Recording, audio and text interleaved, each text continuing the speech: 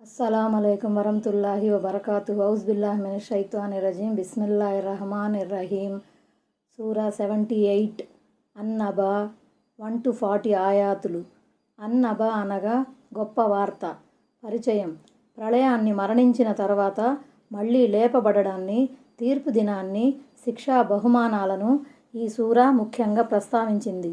ఈ సూరాలోని 2వ ఆయాతులో ప్రస్తావించబడిన అన్నబా గొప్ప వార్త అన్న పదాన్నే దీనికి పేరుగా నిర్ధారించడమైనది. అవిశ్వాసులు ముఖ్యంగా మరణించిన తర్వాత మళ్ళీ లేపబడడం అన్న విషయమై ప్రవక్త ముహమ్మద్ సల్లల్లాహు అలైహి వసల్లంతో వాదించేవారు. మరణించిన తర్వాత మళ్ళీ లేపబడడాన్ని వారు తిరస్కరించేవారు, ఎగతాళి చేసేవారు. ఈ సూర అవిశ్వాసులకు వారు వినడానికి ఇష్టపడని గొప్ప వార్తను తెలియజేసింది. ఆ వార్త మనిషి చేసిన పనులకు బాధ్యత వహించవలసి ఉంటుంది, జవాబు చెప్పుకోవలసి ఉంటుందన్న వార్త. తీర్పు దినం తప్పనిసరిగా వస్తుందని ఈ సూరా నొక్కి చెప్పింది. సత్య తిరస్కారుల వాదనను తిప్పికొట్టడానికి ఈ సూరాలో అల్లాహ్ శక్తి సామర్థ్యాలను, ప్రకృతిలో కనిపించే దృష్టాంతాలను వివరించడం జరిగింది. అల్లాహ్ భూమిని పరచి మనిషికి నివాసయోగ్యంగా చేశాడు. భూమి తొనకకుండా దానిపై పర్వతాలను నిలబెట్టాడు. ఆయన మనలను జంటలుగా సృష్టించాడు. నిద్రను విశ్రాంతి కోసం సృష్టించాడు. ఆయన మనపై 7 ఆకాశాలను నిలబెట్టాడు. ఆకాశంలో దీపంగా సూర్యుడిని ఉంచాడు. మేఘాల నుంచి వర్షాన్ని కురిపిస్తున్నాడు. తీర్పు దినం స్వచ్ఛమైన సత్యం, మంచి చెడులను వేరు చేసే రోజు. ప్రతి ఒక్కరూ తప్పక చవి చూడవలసిన రోజు. ఈ విషయాలు తెలుపుతూ నరకాగ్నిని వర్ణించడం కూడా జరిగింది. సత్యాన్ని తిరస్కరించిన వారికి, తీర్పు దినాన్ని కాదన్న వారికి నరకాగ్ని ఒక మాటు వంటిదని చెప్పడం జరిగింది. నరకంలో వారికి నల్లని, జుగుప్సాకరమైన, సలసలలాగే కాగే ద్రవం ఇవ్వబడుతుంది. అక్కడ చల్లని నీడ కానీ, చల్లని పానీయం కానీ దొరకదు. మరోవైపు స్వర్గవనాలను వర్ణిస్తూ మనోహరమైన ఉద్యానవనంగా పేర్కొనడం జరిగింది. అక్కడ వారికి సమవయస్కులైన కన్యలు ఉంటారు. ఆయ నెంబర్ 1. వీళ్ళు దేన్ని గురించి అడుగుతున్నారు? ముహమ్మద్ సల్లల్లాహు అలైహి వసల్లం దైవ ప్రవక్తగా నియుక్తులవగానే ఆయన సల్లల్లాహు అలైహి వసల్లం దేవుని ఏకత్వం, తౌహీద్, ప్రళయం, ఖియామత్, మరణానంతర జీవితం గురించి ప్రజలకు బోధపరచడం మొదలెట్టారు. దివ్య ఖురాన్ వాక్యాలను చదివి వినిపించారు. ఇదంతా అవిశ్వాసులకు, ముష్రిక్కులకు వింతగా తోచింది. ఏమిటి ఈ ప్రళయ దినం, ఈ మరణానంతర జీవితం నిజంగా సంభవిస్తాయంటారా అని వాళ్ళు పరస్పరం గుసగుసలాడుకునేవారు. ముహమ్మద్ సల్లల్లాహు అలైహి వసల్లం అంటున్నట్లు ఈ ఖురాన్ నిజంగానే దైవవాణి అంటారా అని మరికొందరు ప్రశ్నించేవారు. వారి సందేహాలను పటాపంచలు చేయటానికి దేవుడు తొలుత వారి సందేహాలనే ప్రస్తావించి ఆ తర్వాత సమాధానమిచ్చాడు. ఆయ నెంబర్ 2. గొప్ప సమాచారాన్ని గురించేనా? ఆయ నెంబర్ 3. దాని గురించి వారందరూ విభేదించుకుంటున్నారు. ఇంతకీ వారు విభేదించుకుంటున్న మహావార్త ఏది? ఖురాన్ గురించి వారి మధ్య భిన్నాభిప్రాయాలు పొడసూపాయని కొంతమంది వ్యాఖ్యాతలు భావిస్తున్నారు. ఎందుకంటే వారు దివ్య ఖురాన్ గురించి రకరకాలుగా చెప్పుకునేవారు. కొందరు దాన్ని ఇంద్రజాలం అంటే, కొందరు జ్యోతిష్యం అన్నారు, కొందరు కవిత్వం అనంటే, మరికొందరు పూర్వీకుల కట్టుకథలన్నారు. మరికొంతమంది ప్రకారం మరణానంతర జీవితం, ప్రళయదినం వారికి వింతగా తోచింది. ఈ విషయాన్ని వారు సంచలనాత్మక సమాచారంగా భావించి దాని గురించి గుసగుసలు మొదలెట్టారు. కొందరు దీన్ని ఆశాంతం త్రోసిపుచ్చగా, మరికొందరు దీని గురించి సందిగ్ధంలో పడిపోయారు. కొంతమంది విద్వాంసుల అభిప్రాయం ప్రకారం అవిశ్వాసులతో పాటు విశ్వాసులు కూడా ఈ మహావార్తను గురించి ప్రశ్నించేవారు. అయితే విశ్వాసులు మాత్రం తమ విశ్వాసాన్ని, నమ్మకాన్ని మరింత దృఢతరం చేసుకునే ఉద్దేశంతో ప్రశ్నించేవారు. కానీ అవిశ్వాసులు మాత్రం వేళాకోళం చేసే ఉద్దేశంతో వెటకారంగా ప్రళయదినం గురించి ప్రశ్నలు గుప్పించేవారు. ఆయ నెంబర్ 4. కాదు, త్వరలోనే వారు తెలుసుకుంటారు. ఆయ నెంబర్ 5. మరెన్నటికీ కాదు, అతి త్వరలోనే వారికి వాస్తవం తెలిసిపోతుంది. వాస్తవానికి ఇది తిరస్కార జనులకు హెచ్చరిక లాంటిది. ఏమిటి మీరు ప్రళయ దినాన్ని దైవ సన్నిధిలో సమాధానం ఇచ్చుకోవలసిన చాలా ముఖ్యమైన విషయాన్ని ఎగతాళి చేస్తున్నారా?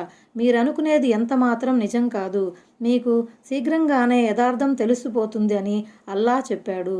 ఆ తర్వాత తిరస్కారులకు విషయం విడమర్చి చెప్పటానికి దేవుడు తన అపూర్వ సృష్టిని, తన అసాధారణ శక్తియుక్తులను గురించి ప్రస్తావించాడు.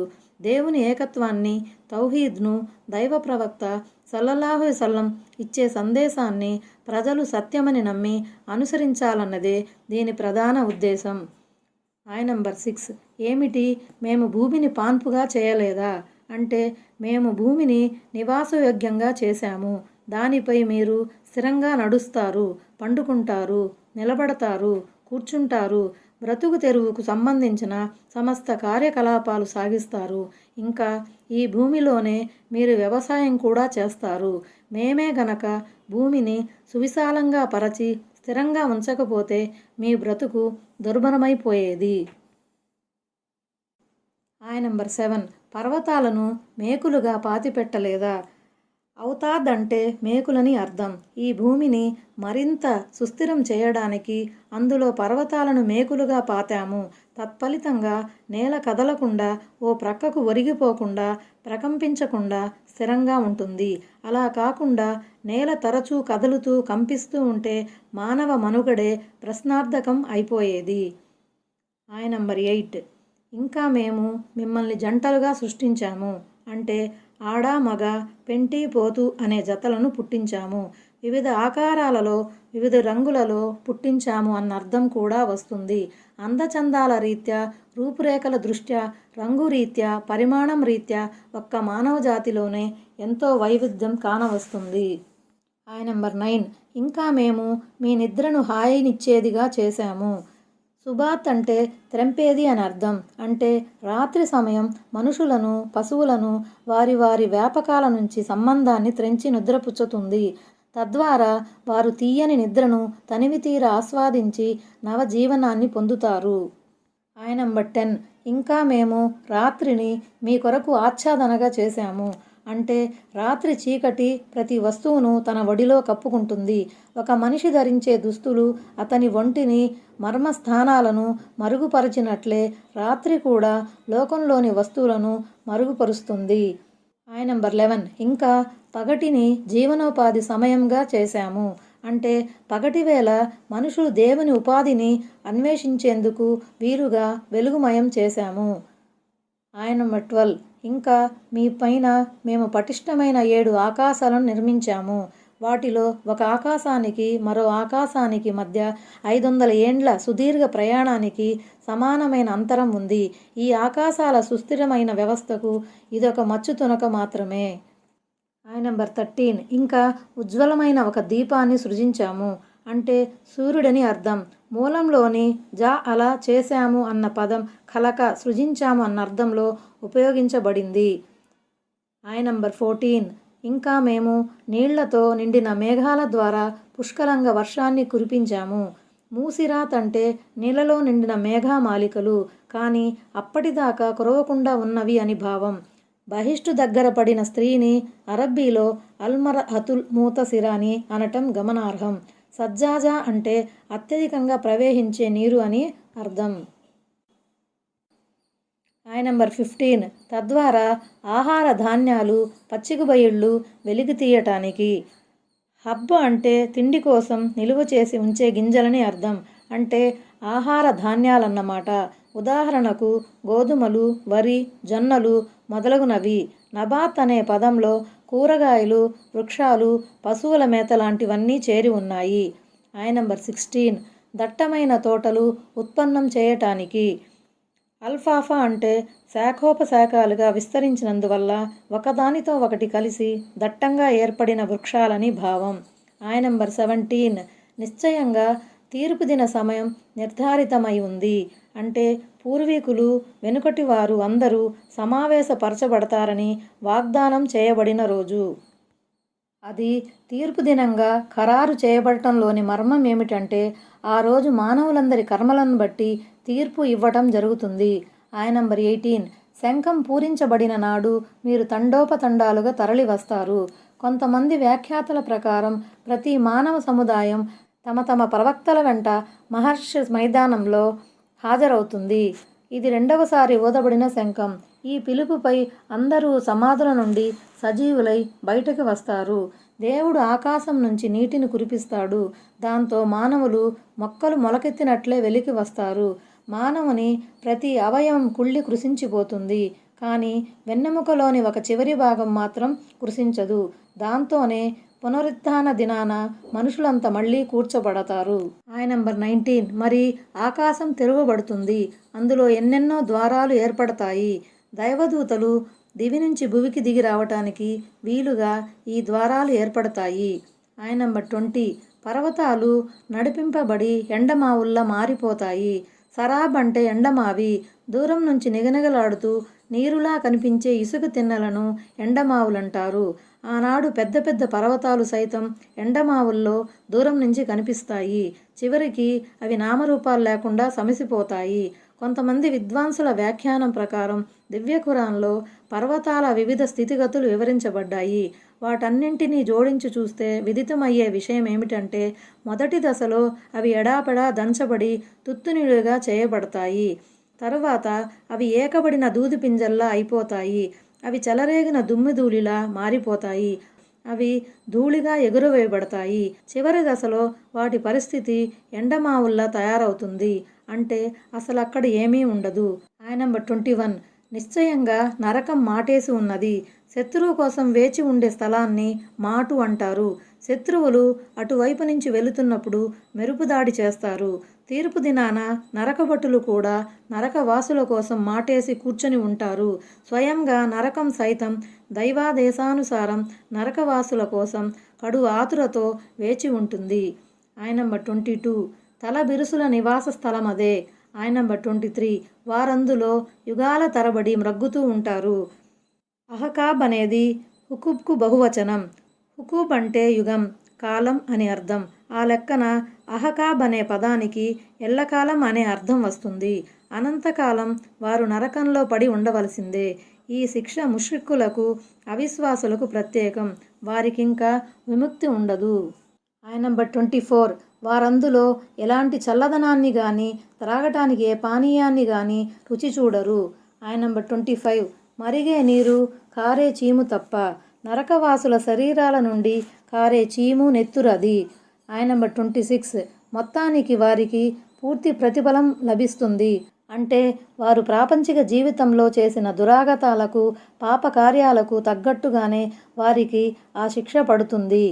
నంబర్ 27. నిశ్చయంగా వారికి లెక్క గురించిన ధ్యాసే ఉండేది కాదు. ఎందుకంటే వారు లెక్కల దినాన్ని ఖాతరు చేసేవారు కాదు. పైగా లెక్కల ఘడియను వారు పరిహసించేవారు. అసలు మరణానంతర జీవితంపైనే వారికి నమ్మకం ఉండేది కాదు. అందుచేత దేవుడు వారికి ఈ దుర్గతిని పట్టించాడు. నంబర్ 28. మా వాక్యాలను వారు యథేచ్ఛగా ధిక్కరించేవారు.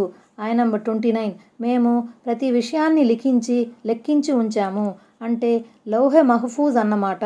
లేదా దైవదూతలు భద్రపరిచే కర్మల చిట్టా కూడా కావచ్చు. మొదటిదే చాలా వరకు సరైనది. ఎందుకంటే దేవుడు వేరొక చోట మేము ప్రతిదానిని ఒక స్పష్టమైన గ్రంథంలో నమోదు చేసి ఉంచాము అని అన్నాడు. నంబర్ 30. ఇక మీరు మీ స్వయంకృతాల రుచి చూడండి. మేము మీకు నరక శిక్ష తప్ప మరే విషయాన్ని పెంచము. పైగా ఈ యాతన శాశ్వతమైనది. నరకవాసుల చర్మాలు కాలిపోతే వాటి స్థానంలో కొత్త చర్మాలు వస్తాయి. నరకాగ్ని చల్లారితే మళ్ళీ రాజేయబడుతుంది. నంబర్ 31. నిశ్చయంగా దైవభీతి పరులు సాఫల్య భాగ్యం పొందుతారు. దౌర్భాగ్యుల ప్రస్తావన తరువాత ఇప్పుడు భాగ్యవంతుల ప్రస్తావన వచ్చింది. వారు శాశ్వతమైన స్వర్గసుఖాలను ఆస్వాదిస్తారు. వారి భయభక్తుల సత్కార్యాల మూలంగా వారికి ఈ భోగభాగ్యాలు ప్రాప్తించాయి. విశ్వాసం కోరే నైతిక నడవడిని, విధేయత వాంఛించే సదమరవర్తనను అలవర్చుకున్న మనిషి నికార్సైన భక్తిపరుడు ముత్తకిగా రాణిస్తాడు. కాబట్టి విశ్వసించిన మీదట సత్కార్యాలు చేసి భయభక్తుల జీవితాన్ని గడిపిన వారు నిజంగా ధన్యులు. ఆ పరమ ప్రభు మనందరినీ ఆ ధన్యులలో చేర్చుగాక. నంబర్ 32. వారి కొరకు స్వర్గవనాలు, ద్రాక్ష ఫలాలున్నాయి. ఇవి కూడా సాఫల్య భాగ్యంలోనివే. ఆయన నంబర్ 33 నవనవలాడే సమవయస్కులైన కన్యలున్నారు.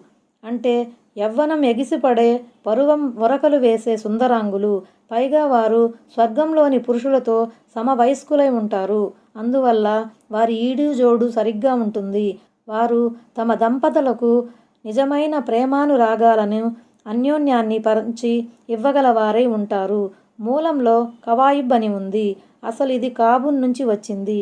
కాబూన్ అంటే కాలి గిలక అని అర్థం. కాలి గిలకలు ఎత్తుగా ఉన్నట్లు వారి రొమ్ము భాగం కూడా ఎత్తుగా ఉండి అందాలొలికిస్తూ ఉంటుంది. అత్రాబ్ అంటే సమవయస్కులు అని అర్థం. ఆయన నంబర్ 34 మద్యంతో నిండిన మధుపాత్రలున్నాయి. ఆ మద్యం స్వచ్ఛమైనది. మనిషి మనోమస్తిష్కాలపై ఏమాత్రం చెడు ప్రభావం వేయనిది అయి ఉంటుంది.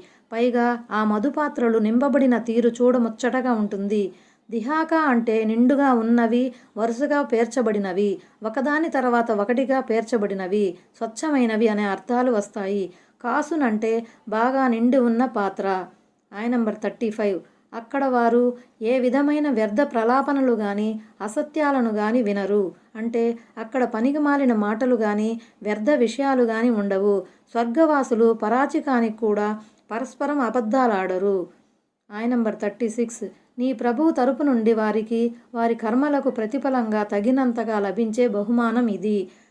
అతాన్ అన్న తర్వాత హిసాబా అనే పదాన్ని చేరిస్తే దాని ద్వారా భావంలో ఎంతో ఆధిక్యత స్ఫురిస్తుంది. దేవుని అనుగ్రహాలు పరిమితమైనవి కావు.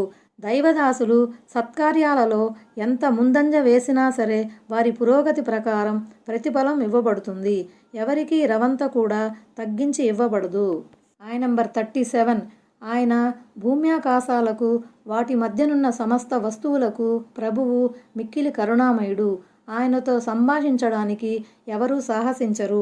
అంటే అల్లాహ్ ఔన్నత్యాన్ని, వైభవాన్ని, ప్రతాపాన్ని చూసి ఆయన సమక్షంలో నోరు మెదపటానికి మొదట ఎవరూ సాహసించరు. అందుకే ఆయన అనుజ్ఞ కానంత వరకు ఎవరూ సిఫారసు నిమిత్తం నోరెత్తరు. ఆయన నంబర్ 38 ఏ రోజున ఆత్మ మరియు దైవదూతలు వరుసలు తీర్చి నిలబడతారో ఆ రోజు కరుణామైన అనుమతి పొందినవాడు తప్ప మరెవడూ మాట్లాడలేడు. మరి అతనైనా సరే మాటను మాత్రమే పలుకుతాడు. ఇక్కడ రూహ్ అంటే ఆత్మ. ఈ ఆత్మను జిబ్రాయిల్ అలైహిస్సలాంతో పాటు మరిన్ని అర్థాల్లో తీసుకోవటం జరిగింది. సందర్భం దృష్ట్యా ఈ పదం ఆదం సంతతికి బాగా వర్తిస్తుందని ఇబ్నె కసీర్ భావించారు. ఈ అనుమతిని బహుశా దేవుడు దైవదూతలకు, దైవ ప్రవక్తలకు ఇస్తాడు. లేదా సజావుగా మాట్లాడేవారికి, కలిమయ్య తయ్యిబాను మనస్ఫూర్తిగా స్వీకరించి ఉన్నవారికి మాత్రమే మాట్లాడేందుకు అనుమతి లభిస్తుంది. ఆయన నంబర్ 39 ఆ రోజు సంభవించటం అనేది సత్యం. ఇక కోరిన వారు మంచి పనులు చేసి తమ ప్రభువు దగ్గర స్థానం ఏర్పరచుకోవచ్చు. అంటే ఈ తీర్పు దినం వచ్చి తీరుతుంది. అది రాకుండా ఎవరూ అడ్డుకోలేరు. అంటే వారు రానున్న ఆ దినాన్ని దృష్టిలో పెట్టుకొని విశ్వాస మార్గాన్ని, భయభక్తుల మార్గాన్ని అవలంబించాలి. అలా జాగ్రత్త పడిన వారికే ఆ రోజు మంచి స్థానం లభిస్తుంది. ఆయన నంబర్ 40 దగ్గరలోనే ఉన్న శిక్షను గురించి మేము మీకు హెచ్చరించాము. ఆ రోజు మానవుడు తన చేతులతో ఆర్జించి ముందుగా పంపుకున్న దానిని చూసుకుంటాడు. అప్పుడు అవిశ్వాసి అయ్యో నేను మట్టినైపోయినా బాగుండేదే అనంటాడు. అంటే మీకు చాలా సమీపంలోనే ఉన్న ప్రళయదిన శిక్ష గురించి మిమ్మల్ని హెచ్చరించడం జరిగింది.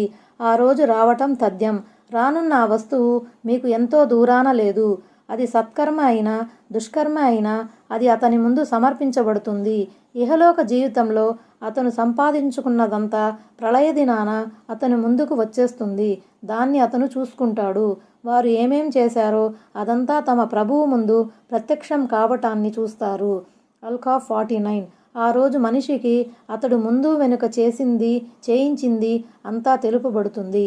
ఆ రోజు ఒళ్ళు గగురుపడిచే యాతనను చూడగానే మనిషి నోట వెలువడే మాటలివి. మరికొంతమంది వ్యాఖ్యాతల ప్రకారం దేవుడు ఆనాడు జంతువుల మధ్య కూడా న్యాయసమ్మతంగా తీర్పు చేస్తాడు.